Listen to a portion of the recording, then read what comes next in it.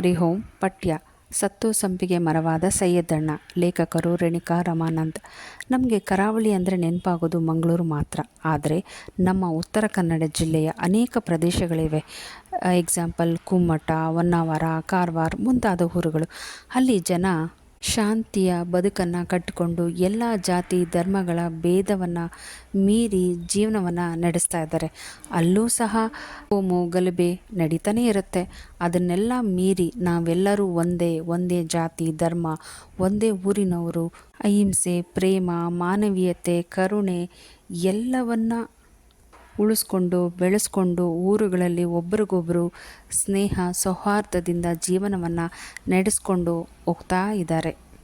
ಇದು ಲೇಖಕಿಯ ಸ್ವಂತ ಅನುಭವದ ಕಥೆಯಾಗಿದ್ದು, ಈ ಒಂದು ಲೆಸನಿನ ವಿಶೇಷತೆ ಏನು ಅಂದರೆ, ಎಂತಹ ಸಂದರ್ಭದಲ್ಲೂ ಸಹ ನಾವು ಇನ್ನೊಬ್ಬರ ಮುಂದೆ ಕೈ ಚಾಚದೆ ನಮ್ಮ ಜೀವನವನ್ನು ನಡೆಸಬೇಕು ಅನ್ನೋದನ್ನು ಇಲ್ಲಿ ಲೇಖಕಿ ಹೇಳ್ತಾ ಹೋಗಿದ್ದಾರೆ. ಈಗ ಕಥೆಯನ್ನು ನೋಡೋಣ. ಲೇಖಕಿ ತನ್ನ ಬಾಲ್ಯದಲ್ಲಿ ನೋಡಿದ ಕೇಳಿದಂಥ ಕೆಲವು ವಿಷಯಗಳ ಬಗ್ಗೆ ಇಲ್ಲಿ ಚರ್ಚೆಯನ್ನು ಮಾಡಿದ್ದಾರೆ.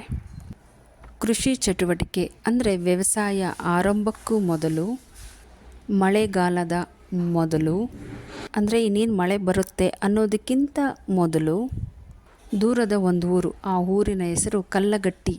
ಅಲ್ಲಿಂದ ನಂದಫಣ ಅನ್ನೋ ಒಬ್ಬ ವ್ಯಕ್ತಿ ನಮ್ಮೂರಿಗೆ ಬಂದು ಅರಳಿ ಮರದ ಬುಡದಲ್ಲಿ ಅಂದರೆ ಅರಳಿ ಕಟ್ಟೆ ಇರುತ್ತಲ್ಲ ಅಲ್ಲಿ ಠಿಕಾಣಿ ಹೂಡ್ತಿದ್ದ.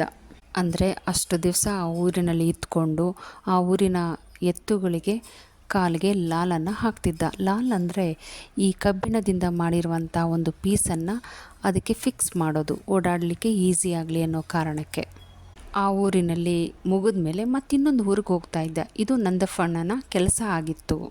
ಈ ವ್ಯಕ್ತಿ ಬಂದ ದಿನ ಜಟಗನಿಗೆ ಶರಣೆಂದು ಅಂದರೆ ನಮಸ್ಕಾರವನ್ನು ಮಾಡಿ, ತನ್ನ ಮನೆ ದೇವರು ಅಥವಾ ಕುಲದೈವರಿಗೆ ನಮಸ್ಕಾರ ಮಾಡಿ, ಎಲೆ ಅಡಿಕೆ ಬಾಳೆಹಣ್ಣು ಇಟ್ಟು ದೇವರಿಗೆ ತೆಂಗಿನಕಾಯಿ ಒಡೆದು ಅಂದರೆ ಪೂಜೆ ವಿಧಾನಗಳನ್ನೆಲ್ಲ ಮುಗಿಸಿ ತನ್ನ ಕೆಲಸವನ್ನು ಶುರು ಮಾಡ್ತಾ ಇದ್ದ.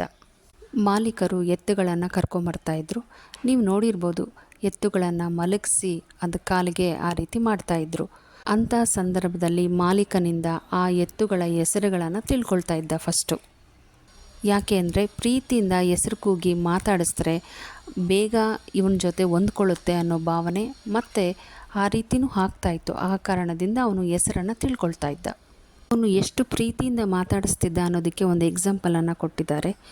ಬೀರಾ ಬೇಟಾ ಗಬ್ರಾವ್ ಮತ್ ಮೇ ಕುಚ್ ನಹಿ ಕರುಂಗಾ ಬಸ್ 10 ಮಿನಿಟ್ ಕಿ ಬಾತ್ ಅಂತ ಹೇಳಿ ಬೆನ್ನನ್ನು ಸವರಿ ಹೊಟ್ಟೆಯನ್ನು ಸವರಿ ಎತ್ತುಗಳನ್ನು ಶಾಂತ ಮಾಡ್ತಾ ಇದ್ದ.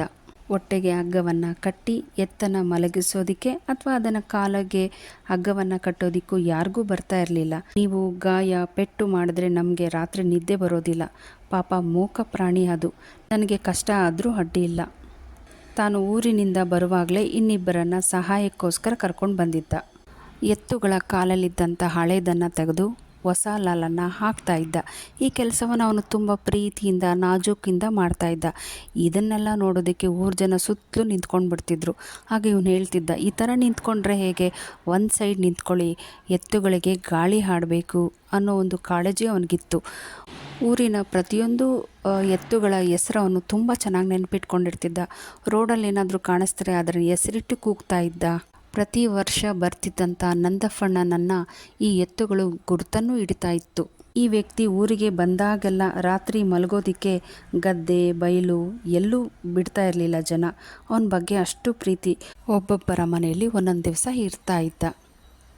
ಅವ್ರ ಮನೇಲಿ ಊಟ ತಿಂಡಿ ನಿದ್ದೆ ಎಲ್ಲ ಅಲ್ಲೇ ಇರ್ತಿತ್ತು.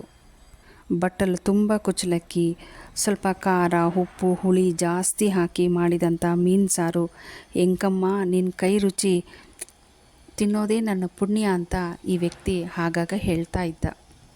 ಈ ಮಾತನ್ನು ಕೇಳಿದ ತಕ್ಷಣ ಆಕೆಗೆ ಏನೋ ಒಂದು ರೀತಿಯ ಮನಸ್ಸಿಗೆ ನೆಮ್ಮದಿ ಆಗ್ತಾಯಿತ್ತು, ಊಟ ಬಡಿಸಿದಂಥ ಕೈಗೆ. ಲೇಖಕಿ ತಮ್ಮ ಮನೆ ಬಗ್ಗೆ ಹೇಳ್ತಾ ಇದ್ದಾರೆ. ಅವ್ರಿಗೆ ಅಷ್ಟು ದೊಡ್ಡ ಭೂಮಿ ಅಂದರೆ ಜಮೀನು ಇಲ್ಲದ ಕಾರಣ ಅವರೊಂದು ಚಿಕ್ಕ ವ್ಯವಸಾಯ ಮಾಡ್ತಾಯಿದ್ರು. ಹಾಗಾಗಿ ಅವ್ರಿಗೆ ಎತ್ತು ಗಾಡಿ ಇದೇನೂ ಇರಲಿಲ್ಲ. ಇವರ ತಂದೆ ಮುಂಬೈಯಲ್ಲಿ ಹೋಟೆಲ್ ಕೆಲಸಕ್ಕೆ ಅಂತ ಹೋಗಿ ಸ್ವಲ್ಪ ದಿನ ಇದ್ದು ವಾಪಸ್ ಬಂದಿರ್ತಾರೆ.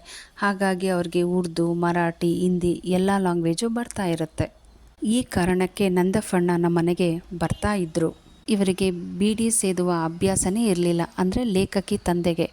ಆದರೂ ಸಹ ನಂದಫಣ್ಣನಿಗೋಸ್ಕರ ಬೀಡಿಯನ್ನು ತರಿಸಿ ಮನೇಲಿ ಇಟ್ಟಿಡ್ತಿದ್ರು, ಅವ್ರು ಬಂದರೆ ಯೂಸ್ ಮಾಡಲಿ ಅಂತ. ಅಷ್ಟೇ ಅಲ್ಲದೆ ಟ್ರಂಕ್ನಲ್ಲಿ ಇದ್ದಂತಹ ಡಾಬರ್ ಗುಳಿಗೆಯ ಪರಿಮಳದ ಕಂಬಳಿ ಹೊರಗೆ ತೆಗೆದು, ಅಂದರೆ ನುಸಿ ಉಂಡೆ ಅಂತ ಕರಿತೀವಿ, ಅದು ಬಟ್ಟೆಯಲ್ಲಿಟ್ಟರೆ ಸ್ಮೆಲ್ ಚೆನ್ನಾಗಿರುತ್ತೆ ಅನ್ನೋ ಕಾರಣಕ್ಕೆ ಅದನ್ನು ಉಪಯೋಗ ಮಾಡ್ತಾಯಿದ್ರು. ಅಂಥ ಕಂಬಳಿಯನ್ನು ಅವರು ಮಲಗೋದಕ್ಕೆ ಕೊಡ್ತಾಯಿದ್ರು. ಲೇಖಕಿ ಮಾತನ್ನು ಮುಂದುವರಿಸ್ತಾ, ಆಕೆಯ ತಾಯಿ ಸಣ್ಣ ಪಾವು ಕೋಳಿ ಮುರಿದು ಸಾರು ಮಾಡಿ ಹಂಚಿನಲ್ಲಿ ರೊಟ್ಟಿ ಸುಡ್ತಾ ಇದ್ರು. ಅಂದರೆ ಮೊಟ್ಟೆಯಿಂದ ಆಗ್ತಾನೆ ಮರಿಯಾಗಿ ಹೊರಗಡೆ ಬಂದಿರುತ್ತೆ ಕೋಳಿ. ಆ ಕೋಳಿಯನ್ನು ಮುರಿದು ಅದರಲ್ಲಿ ಸಾರನ್ನು ಮಾಡಿ ಅಕ್ಕಿ ರೊಟ್ಟಿ ಜೊತೆಗೆ ಕೊಡ್ತಾಯಿದ್ರು. ಈ ರೀತಿ ಬಂದಾಗೆಲ್ಲ ಒಂದು ರೀತಿಯ ಉಪಚಾರವನ್ನು ಮಾಡ್ತಾ ಇರೋದನ್ನು ನೋಡಿ ನಂದಫಣ್ಣನಿಗೂ ಬರೀ ಕೈಯಲ್ಲಿ ಅವ್ರ ಮನೆಗೆ ಬರೋದಕ್ಕೆ ಇಷ್ಟನೇ ಆಗ್ತಾಯಿರಲಿಲ್ಲ. ಬಂದಾಗೆಲ್ಲ ಏನಾದರೂ ಒಂದು ಕೈಯಲ್ಲಿ ಇಟ್ಕೊಂಡು ಬರ್ತಾನೆ ಇರ್ತಿದ್ರು. 1-2 ಕಿಲೋ ಬ್ಯಾಡಗಿ ಮೆಣಸು, ಅಪ್ಪನಿಗೊಂದು ಚರ್ಮದ ಚಪ್ಪಲಿ, ಅಂದರೆ ಲೆದರ್ ಚಪ್ಪಲ್, ವುಡನ್ ಹ್ಯಾಂಡಲ್ ಇರುವಂಥ ದೊಡ್ಡ ಅಂಬ್ರಲ. ಇವರು ಲಾಸ್ಟ್ ಟೈಮ್ ನಮ್ಮ ಮನೆಗೆ ಬಂದಾಗ ತಂದುಕೊಟ್ಟಿದ್ದು ಚಪಾತಿ ಮಣೆ. ಅಮ್ಮ ಉಪಯೋಗಿಸಿ ಅನಂತರ ನನ್ನ ಕೈಗೆ ಬಂದು ಸೇರಿದೆ ಅಂತ ಲೇಖಕಿ ಇಲ್ಲಿ ನೆನಪಿಸ್ಕೊಳ್ತಾ ಇದ್ದಾರೆ ಆ ಒಂದು ಸಿಚುವೇಶನನ್ನು. ಲೇಖಕಿ ಇನ್ನೊಂದು ಸಂದರ್ಭವನ್ನು ನೆನಪು ಮಾಡ್ಕೊಳ್ತಾ ಇದ್ದಾರೆ. ಅವರ ತಾಯಿಗೆ 7 ತಿಂಗಳಾಗಿರುತ್ತೆ, ಅಂದರೆ 7 ಮಂತ್ಸ್ ಪ್ರೆಗ್ನೆಂಟ್ ಆಗಿರ್ತಾರೆ. ಅಂಥ ಸಂದರ್ಭದಲ್ಲಿ ಅವ್ರಿಗೊಂದು ಪ್ರಾಬ್ಲಮ್ ಆಗಿ ಹಾಸ್ಪಿಟಲ್ಗೆ ಸೇರಿಸುವಂಥ ಒಂದು ಸಂದರ್ಭ ಬರುತ್ತೆ. ಅಂಥ ಸಮಯದಲ್ಲಿ ಸೈಯದಣ್ಣ ಹೆಲ್ಪ್ ಮಾಡಿರ್ತಾರೆ. ಹಾಗಾಗಿ ಇನ್ನು ಬದುಕಿರೋವರೆಗೂ ಈ ವ್ಯಕ್ತಿಯನ್ನು ಮರಿಬಾರ್ದು ಅಂತ ಆಕೆಯ ತಾಯಿ ಯಾವಾಗಲೂ ಇವ್ರಿಗೆ ಹೇಳ್ತಾನೆ ಇರ್ತಿದ್ರಂತೆ. ಲೇಖಕಿ ಮಾತನ್ನು ಮುಂದುವರಿಸ್ತಾ, ಸೈಯದಣ್ಣನ ತಾಯಿ ಚಾಂದಮ್ಮ, ನನಗೆ ಫಸ್ಟ್ ಸ್ಯಾಲ್ರಿ ಬಂದಾಗ ಆ ಒಂದು ಹಣದಿಂದ ಈಕೆಗೆ ವೀಳ್ಯದೆಲೆ 1 ಕಟ್ಟು, ಸ್ವಲ್ಪ ಅಡಿಕೆ, 4 ಬ್ರ್ಯಾಂದಿ ಬಾಟಲ್, ಹೊಗೆ ಸೊಪ್ಪು ಜೊತೆಗೆ 1 ಎಕರೆ ಜಾಗವನ್ನು ಆಕೆಯ ಹೆಸರಿಗೆ ಬರೆಸಿಕೊಟ್ಟಿದ್ದನ್ನು ನೋಡಿದಂಥ ಆ ತಾಯಿಗೆ ತುಂಬ ಖುಷಿಯಾಗುತ್ತೆ. ನನ್ನ ಅಪ್ಪಿಕೊಂಡು ಭೇಟಿ ಸದಾ ಖುಷ್ ರಹೋ ಅಂತ ಹೇಳಿ ಆಶೀರ್ವಾದ ಮಾಡಿ ಮನೆಯಲ್ಲಿದ್ದಂಥ ಖರ್ಜೂರದ ಮಿಠಾಯಿಯನ್ನು ನನಗೆ ಕೊಟ್ಟಿದ್ದು. ಈಗ ಚಾಂದಮ್ಮ ಆಗಲಿ ಸೈಯದ್ ಆಗಲಿ ಇಲ್ಲ, ಆದರೆ ವರ್ಷಕ್ಕೆ ಒಮ್ಮೆ ನಾನು ಅಜ್ಜಿ ಮನೆಗೆ ಹೋದಾಗ ನನ್ನ ತಾಯಿ ಆಕೆಯ ಭಾಷೆಯಲ್ಲಿ ಹೇಳ್ತಾ ಇದ್ದಿದ್ದನ್ನು ನಾನು ಈಗಲೂ ಮರೆಯೋದಕ್ಕಾಗಲ್ಲ. ಸತ್ತು ಸಂಪಿಗೆ ಮರವಾದ ಸೈಯದಣ್ಣನ ಹೆಸರಿನಲ್ಲಿ ಗೇರು ಅಕ್ಕಲದ ದೇವತಿ ಗುಡಿಗೆ, ಅಂದರೆ ದೇವಸ್ಥಾನಕ್ಕೆ ಹೋಗಿ ತುಪ್ಪದ ದೀಪವನ್ನು ಹಚ್ಚಿ ಬರುವುದನ್ನು ನಾನು ಈಗಲೂ ಮರ್ತಿಲ್ಲ ಅಂತ ಲೇಖಕಿ ಹೇಳ್ತಾ ಇದ್ದಾರೆ. ಇಲ್ಲಿ ನೀವೊಂದು ವಿಷಯವನ್ನು ಗಮನಿಸಿ, ಈ ಹೂವಿನ ಪರಿಮಳ ಎಷ್ಟು ಚೆನ್ನಾಗಿರುತ್ತೆ ಅಂದರೆ ನೀವು ಎಷ್ಟೇ ದೂರ ಇದ್ದರೂ ಅಲ್ಲಿ ಸಂಪಿಗೆ ಮರ ಇದೆ, ಅಲ್ಲಿ ಸಂಪಿಗೆ ಹೂವು ಇದೆ ಅನ್ನೋದು ನಮಗೆ ಗೊತ್ತಾಗುತ್ತೆ. ಹಾಗೆ ಸೈಯದಣ್ಣ ಮಾಡಿದಂತಹ ಕೆಲಸಗಳನ್ನು ಈ ಒಂದು ಸಂಪಿಗೆ ಮರಕ್ಕೆ, ಆ ಒಂದು ಪರಿಮಳಕ್ಕೆ ಹೋಲಿಕೆ ಮಾಡಿ ಇಲ್ಲಿ ಲೇಖಕಿ ಹೇಳ್ತಾ ಇರುವಂಥ ವಿಷಯ. ಅಂದರೆ ಅವರು ಎಷ್ಟೇ ವರ್ಷ ಇರಲಿ ಇಲ್ಲದೇ ಇರಲಿ ಆ ಪರಿಮಳ ಇನ್ನೂ ಹರಡ್ತಾನೇ ಇರುತ್ತೆ ಹೊರತು ಅದು ಕಡಿಮೆ ಆಗೋದಿಲ್ಲ ಅನ್ನೋದು ಅಂತ ಇವರು ಹೇಳುವಂಥ ಪ್ರಯತ್ನವನ್ನು ಮಾಡಿದ್ದಾರೆ. ಸೈಯದಣ್ಣ ಮಗ ರಫೀಕ್ ಮತ್ತು ನಾನು ಕೂಡ ಜೊತೆಯಲ್ಲಿ ಹಾಡಿ ಬೆಳೆದವರು. ಶಾಲೆಗೆ ಹೋಗಿ ಬರುವಾಗ ನನ್ನ ಚಪ್ಪಲಿ ಏನಾದರೂ ಕಿತ್ತೋದ್ರೆ ಅದಕ್ಕೆ ಸೇಫ್ಟಿ ಪಿನ್ ಹಾಕ್ಕೊಡೋದು, ಕೊಡೆ ಅಥವಾ ಅಂಬ್ರಲ ಏನಾದರೂ ಮುರಿದೋದ್ರೆ ರಿಪೇರಿ ಮಾಡಿಕೊಡೋದು, ಜೋರಾಗಿ ಗಾಳಿ ಮಳೆ ಏನಾದರೂ ಬಂದರೆ ಹೆಣ್ಮಕ್ಳು ಹೆದರ್ಕೊಂಡ್ರೆ ಅವರನ್ನು ಮನೆವರೆಗೂ ಹೋಗಿ ಬಿಟ್ಟು ಬರೋದು, ಇಂಥ ಅನೇಕ ಹೆಲ್ಪನ್ನು ನಮಗೆ ಮಾಡ್ತಾ ಇದ್ದ ರಫೀಕ್. ಅವನಿಗೆ ವಿದ್ಯೆ ತಲೆಗತ್ತಲಿಲ್ಲ. ಆ ಕಾರಣದಿಂದಾಗಿ ಅವನು ಒಂದು 4-5 ಬೊಲೆರೋ ಗಾಡಿ ಇಟ್ಕೊಂಡು ಬಾಡಿಗೆ ಕೊಡ್ತಾ ಇದ್ದಾನೆ. ಊರಿನಲ್ಲಿ ಹೆಣ್ಮಕ್ಳು ಮದುವೆ ಆದರೆ ಆ ಒಂದು ಗಾಡಿಯಲ್ಲೇ ಮದುವೆ ಮನೆಗೆ ತಲುಪಿಸೋದು, ಜೊತೆಗೆ ಮದುಮಕ್ಕಳು ಹೂ ಮಾಲೆ ಹಾಕ್ಕೊಳ್ಳುವಂತಹ ಕೈಯಲ್ಲಿ ಇಟ್ಕೊಂಡು ಹೋಗ್ತಾರಲ್ಲ ತೆಂಗಿನಕಾಯಿಗೆ ಆ ಒಂದು ಬೀಡ್ಸ್ ಡಿಸೈನು, ಈ ಎಲ್ಲವನ್ನು ರಫಿನೇ ಕೊಡ್ತಾ ಇದ್ದ. ಈಗಲೂ ಸಹ ಮಣಿಪಾಲದ ಆಸ್ಪತ್ರೆಗೆ, ಧರ್ಮಸ್ಥಳಕ್ಕೆ, ಸಿಗಂದೂರು ಚೌಡೇಶ್ವರಿಗೆ ಹೋಗಬೇಕು ಅಂದರೆ ರಫಿ ಗಾಡಿಯಲ್ಲೇ ಹೋಗೋದು ತುಂಬ ಜನ. ಅವನ ಗಾಡಿ ಮಿರರ್ ಹತ್ರ ಗಣೇಶ, ಶಿಲುಬೆ, ಚಂದ್ರಮನ ಸಂಕೇತಗಳು ಕಳೆದ 30 ವರ್ಷಗಳಿಂದ ಒಂದಕ್ಕೊಂದು ಗಿಚ್ಚು ಹಾಕಿಕೊಂಡು ಒಟ್ಟಿಗೆ ತೂಗುತ್ತಿದೆ. ಅಂದರೆ ಎಲ್ಲ ಧರ್ಮವೂ ಒಂದೇ ಅನ್ನುವುದನ್ನು ಇಲ್ಲಿ ತೋರಿಸ್ತಾ ಇದ್ದಾರೆ. ಅವನು ಸಹ ಅಷ್ಟೇ ಪ್ರೀತಿಯಿಂದ ಎಲ್ಲರ ಜೊತೆಗೂ ನಡ್ಕೊಳ್ತಾ ಇರ್ತಾರೆ. ನಾವೆಲ್ಲರೂ ಅವನ ಜೊತೆ ಟೆಂಪಲ್ಗೆ ಅಂತ ಹೋದರೆ ಅವನು ಏನು ಹೇಳ್ತಿದ್ನೋ ಅದನ್ನೇ ಫಾಲೋ ಮಾಡ್ತಾಯಿದ್ವಿ. ಟೆಂಪಲ್ಗೆ ಹೋಗೋದಕ್ಕಿಂತ ಮೊದಲು ಇಲ್ಲಿ ಕಾಲು ತೊಳ್ಕೊಳ್ಳಿ ಅಂದರೆ ಅಲ್ಲಿ ತೊಳ್ಕೊಳ್ತಾ ಇದ್ವಿ. ನಿಮ್ಮ ಮನಸ್ಸಲ್ಲಿ ಏನಿದೆಯೋ ಅದನ್ನು ಬೇಡ್ಕೊಳ್ಳಿ ಅಂತಂದರೆ ನಾವು ಹಾಗೆ ಮಾಡ್ತಿದ್ವಿ. ಇವತ್ತೊಂದು ದಿನ ನಾನ್ ವೆಜ್ ತಿನ್ನಬೇಡಿ ಅಂದರೆ ತಿಂತಾ ಇರಲಿಲ್ಲ. ಹೀಗೆ ಕೆಂಪು ಹೂವು ಅಂದರೆ ತುಂಬ ಇಷ್ಟ, ಅದನ್ನು ತೊಗೊಳ್ಳಿ ಅಂದರೆ ನಾವು ಅದನ್ನೇ ತೊಗೊಂಡು ಟೆಂಪಲ್ಗೆ ಹೋಗ್ತಾಯಿದ್ರಿ. ಹೀಗೆ ರಫಿ ಹೇಳಿದಂಥ ಎಲ್ಲ ಕೆಲಸವನ್ನು ಮಾಡ್ತಾಯಿದ್ರಿ. ಅವನು ನಮ್ಮನ್ನೆಲ್ಲರನ್ನೂ ಒಳಗಡೆ ಕರ್ಕೊಂಡೋಗಿ ಅವನು ಮುಂದೆ ನಿಂತ್ಕೊಂಡು ಹಣ್ಣು ಕಾಯಿ ಎಲ್ಲವನ್ನು ಕೊಟ್ಟು ದೇವ್ರಿಗೆ ನಮಸ್ಕಾರ ಮಾಡ್ತಿದ್ದ. ನಾವು ಅವನ ಹಿಂದೆ ಸಾಲಾಗಿ ನಿಂತ್ಕೊಂಡು ನಾವು ದರ್ಶನವನ್ನು ಮಾಡ್ತಾಯಿದ್ವಿ. ಈ ರೀತಿಯಾಗಿ ದೇವರ ದರ್ಶನವನ್ನು ಎಲ್ಲರಿಗೂ ಮಾಡಿಸ್ತಾ ಇದ್ದ. ಅಷ್ಟೇ ಯಾಕೆ, ಅಸಹಾಯಕರಿಗೆ, ಗರ್ಭಿಣಿಯರಿಗೆ ಅಥವಾ ಯಾರಿಗಾದರೂ ಆಸ್ಪತ್ರೆಗೆ ಹೋಗಬೇಕು ಅಂದರೆ ಅವ್ರ ಹತ್ರ ದುಡ್ಡಿಲ್ಲ ಅಂದ್ರೂ ಇವನ ಕಾರಲ್ಲಿ ಕರ್ಕೊಂಡೋಗಿ ಅವ್ರನ್ನ ಬಿಟ್ಟು ಬರ್ತಾ ಇದ್ದ.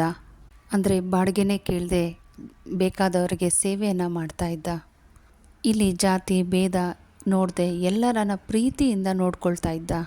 ಅವನು ಯಾವಾಗಲೂ ಹೇಳ್ತಾ ಇದ್ದಂತೆ, ದೇವಿ, ಮಂಜುನಾಥ, ಅಲ್ಲ ಎಲ್ಲರೂ ನನ್ನ ಹಿಂದೆ ಮುಂದೆ ಇದ್ದು ನನಗೆ ಒಳ್ಳೇದು ಮಾಡಿದ್ದಾರೆ, ಹಾಗಾಗಿ ನನಗೆ ಎಲ್ಲರೂ ಒಂದೇ, ಎಲ್ಲರ ಬಗ್ಗೆ ಪ್ರೀತಿ ಗೌರವವನ್ನು ಇಟ್ಕೊಂಡಿದ್ದ.